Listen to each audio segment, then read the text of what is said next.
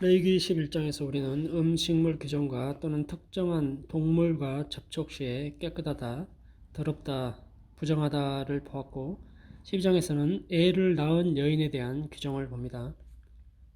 15장까지 이어지는 이 정결법은 주로 몸의 기능이나 상태들에 의해 생겨난 부정을 다룹니다. 집이나 의복 관련된 감염을 제외하고요. 이런 의식상의 부정함은 도덕적인 죄성이 있거나 죄로 말미암은 것이 아니라는 것이 중요한데, 이 애를 낳는 자체는 특히 부정한 게 아니고 생육하고 번성하라라는 오히려 축복의 말씀에 근거할 수 있는데, 피를 흘린다는 자체가 제사장적 사고에서 볼 때 일종의 불완전함이고, 피를 흘린 사람은 거룩한 물건과 사람이 있는 성소의 예배에 참석하지 못하게 했습니다. 죄라면은 원죄, 아담과 하와의 범죄 이후 여자는 해산의 고통, 남자는 노동의 고통이 그 후 주어졌는데, 요즘 같아서는 여자가 애만 낳고 있지는 않기 때문에 노동의 고통에도 동참하고 있지요.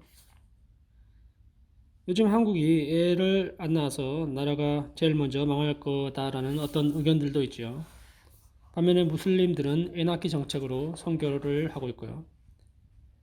애 낳으면 돈 든다. 그리고 실제로 그런 사회 현실이 한국을 그렇게 만들기도 하죠. 12장 1절을 봅니다. 여호와께서 모세에게 말씀하여 이르시되 이스라엘 자손에게 말하여 이르라. 여인이 임신하여 남자를 낳으면 그는 이래 동안, 여기서 이래는 7일입니다. 부정하리니 곧 월경할 때와 같이 부정할 것이며 여덟째 날에는 그 아이의 포피를 벨 것이요. 그래서 유대인이 8일 만에 할례 의식을 행했습니다.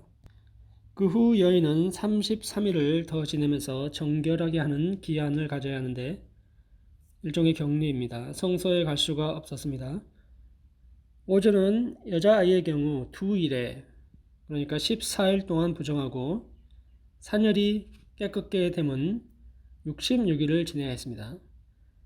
왜 여자아이는 2배인가 하는 것에 대한 그때 당시 남성 중심 사회 질서를 반영하는 문화적 성향으로 간주된다고 얘기를 하기도 합니다.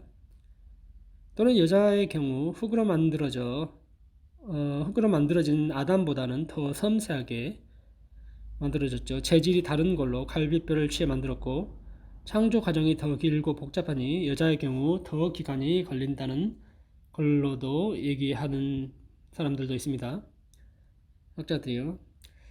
산모를 더 잘 쉬게 하는 고생을 했으니까 하나님의 배려라고도 얘기를 하기도 하고요. 모든 면에서 하나님은 우리를 위한 배려 차원에서도 이 법을 제정하셨으니 결코 이 법이 무거운 것이 아니었고 지킴으로 더 이로운 것들이었습니다. 전에 11장의 음식물 규정도요, 어떠한 의학적, 과학적 근거로다가 조개류의 경우, 해산물의 경우 미세 플라스틱이 엄청 요즘 또 발생한다는 그런 말들이 있죠. 그래서 먹는데 좀 주의를 하는 부분도 있고요. 조개류는 어떤 건 독소를 많이 가지고 있는 것도 있잖아요. 그런 차원이라면 현재도 이 이유를 주장하는 사람들의 그게 주장에는 일리가 있다는 생각이 들기도 하지만, 이외에 요즘은 식물성 기름 관련해서 또 논란이 많고요. 후쿠시마 원전, 일본의 후쿠시마 원전 오염 방류 그런 얘기가 또 나돌고 있고 골치 아픈 문제들이 많이 발생하니, 네, 건강 차원에서는 간과해서는 안 되는 여러 가지 현실에 우리가 마주하고 살고 있긴 합니다. 이런 것들이 현재에 와서는 제사장적인 정함과 부정함을 직접적으로 얘기하지는 않지만 우리 몸, 교회가 개인도 해당하죠. 잘 분별해서 신체를 잘 관리하는, 그렇게 해야 된다는 생각을 해보기도 합니다. 6절입니다. 아들이나 딸이나 정결하게 되는 기한이 차면 그 여인은 번제를 위하여 1년 된 어린 양을 가져가고 속죄제를 위하여 집비둘기나 새끼나 산비둘기를 회막문 제사장에게로 가져갈 것이요. 제사장은 그것을 요 앞에 들여서 그 여인을 위하여 속죄할지니 그리하면 사녀리 깨끗하리라. 이는 딸을 생산한 여인에게 대한 규례니라. 그 여인이 어린 양을 바치기에 힘이 미치지 못하면 산비둘기나 산비둘기 2마리나 집비둘기 새끼 2마리를 가져다가 하나는 번제물로 하나는 속죄물로 삼을 것이요 제사장은 그를 위하여 속죄할지니 그가 정결하리라. 아멘. 아들, 딸 모두 정결하게 되는 기한을 맞춰야 하고요. 번제와 속죄제를 드리는 이유는 출산 자체에 대한 죄가 아니고 모든 예배자가 하나님께로 오기 전 죄사함을 받는 것에 대한 절차라고 보면 되겠습니다.